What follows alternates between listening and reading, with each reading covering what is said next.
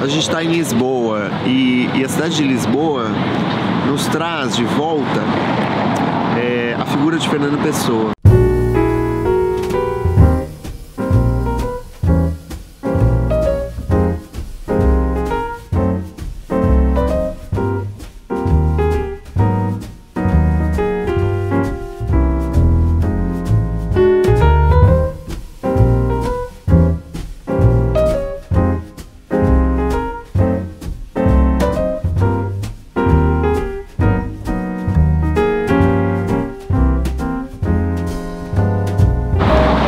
Pessoa está em toda parte por aqui. Fernando Pessoa está nos cafés, está nos restaurantes. Fernando Pessoa está nas livrarias. As livrarias daqui são das mais antigas, elas são mais antigas que o próprio Fernando Pessoa. E é isso, porque eu digo resgatar Fernando Pessoa, porque o Fernando Pessoa é esse autor da juventude, né? É um poeta de formação. E é uma pena também, porque a gente se esquece dessa figura. Fernando Pessoa tem uma biografia interessantíssima. Ele nasceu aqui em Lisboa, ele foi cuidado por uma avó que tinha uma personalidade um pouco inconsistente, ela tinha traços de esquizofrenia. O pai faleceu muito cedo na vida de Fernando Pessoa, ele tinha alguns anos apenas. A mãe se casa com outro homem, membro de um corpo consular português, e eles se mudam para a África do Sul, vão para Durban, uma comunidade predominantemente britânica, a comunidade dos colonizadores, dos europeus, não é portuguesa, é britânica. Então, Fernando Pessoa tem toda a sua formação, toda a sua educação em inglês, né? Ou seja, ele participa de uma escola anglófona, né? E se forma em inglês, estuda a literatura inglesa, ele é muito influenciado pelos poetas ingleses, né? Já desde esse tempo. Olha só que interessante, ele já começa a criar os seus, vamos dizer, formas incipientes de heterônimos, né? Então ele assina com outros nomes, né? E ele vem sozinho para Lisboa a princípio. Imagina, um adolescente vem sozinho, com pouco dinheiro, né? Em algum momento ele herda um dinheiro, e a primeira coisa que ele faz é adquirir uma gráfica, que ele dá o nome de Ibis. Ibis, que é uma ave, a ave egípcia, né, que ficava apoiada numa pata só, num pé só, né, uma imagem mítica dos primeiros escribas, o que vincula, vamos dizer, essa gráfica com, né, essa origem mais primordial. Isso dá muito errado, leva poucos meses para o Fernando Pessoa assumir a falência do seu negócio, ele fale mesmo, mas o que queria Fernando Pessoa? Ele queria publicar suas obras já desde saída, né? Você vê que existe um princípio de autopublicação, né, já no começo do século, né? Ele é do final do século, mas a gente já está nessa altura, no começo do século.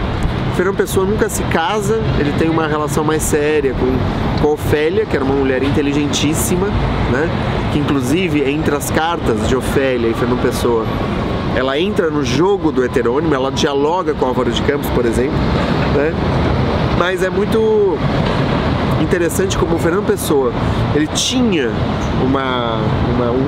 um comprometimento tão grande com o projeto poético, literário dele, que ele não se permitia ter um relacionamento mais sério, porque ele imaginava que, né, os cuidados da casa, com filhos, né, o ambiente conjugal iria atrapalhá-lo nessa missão, né? Tanto que numa carta a Ofélia ele vai dizer: olha, eu sinto muito, né?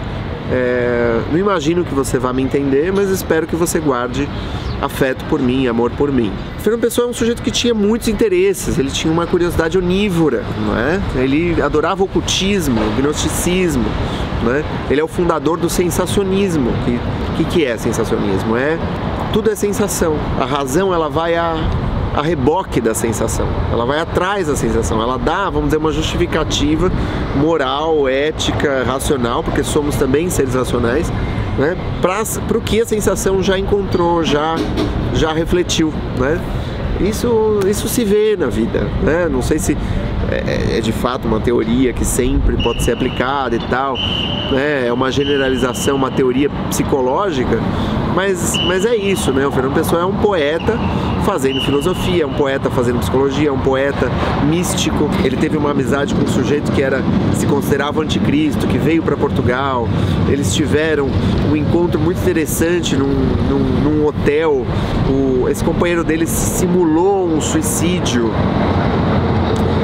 Interessante essa história, simulou suicídio. Aí o Fernando Pessoa escreveu uma matéria sobre esse suposto suicídio, desaparecimento. Algumas pessoas acreditaram nisso. A pessoa escrevia literatura policial, veja só. Ele tinha não parava, ele era um grafomaníaco, um sujeito que tudo ele tinha que pôr no papel, ele tinha que escrever tudo.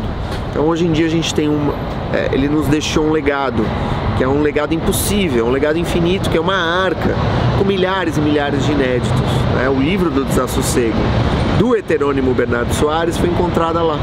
Né? Foi encontrado lá. Né? E é uma dessas obras que você fala, uau, né? Imagina, o sujeito guardava isso como um manuscrito inédito. Né? Agora, por que é ingrato? Porque se o sujeito precisa ler tudo isso para entender o Fernando Pessoa, ele nunca vai conseguir entender.